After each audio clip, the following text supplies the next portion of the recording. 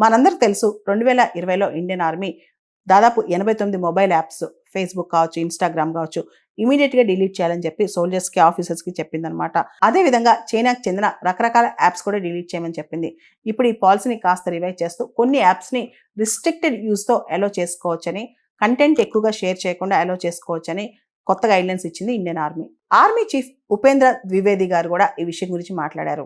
ఇప్పుడు కొత్తగా వస్తున్న జెన్జీ ఎవరైతే ఆర్మీలో రిక్రూట్ అవుతారో వాళ్ళందరూ కూడా సోషల్ మీడియాతో బాగా కనెక్ట్ అయి ఉంటారు. సాధారణంగా మనం చెప్పాలంటే మన ఫ్యామిలీతో కనెక్ట్ కావచ్చు. ఈవెన్ ఒక సోల్జర్ ఒక ఈ బుక్ చదవాలన్నా సరే వాళ్ళకి యాక్సెస్ ఉండాలి కదా.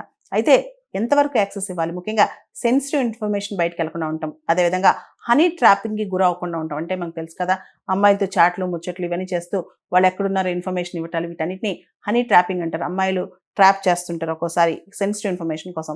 వీటన్నిటి కోసం ఈ మధ్య చాలా సంవత్సరాల నుంచి కూడా కంప్లీట్గా సోషల్ మీడియా బ్యాన్ విధించారు ఎవరైతే ఆర్మీలో చేస్తున్నారో వాళ్ళందరికీ. అయితే ఇప్పుడు కాస్త రిస్ట్రిక్టెడ్, అంటే కంటెంట్ వ్యూ చేసుకునేంత వరకు, అంటే ఏదైతే నాలెడ్జ్ నేర్చుకుంటారో, బుక్స్ చదువుకుంటారో, లేదా ఫ్యామిలీ నుంచి బేసిక్ కమ్యూనికేషన్, వీటన్నిటి కోసం ఇప్పుడు limited use of social media allow చేస్తుంది ఇండియన్ ఆర్మీ.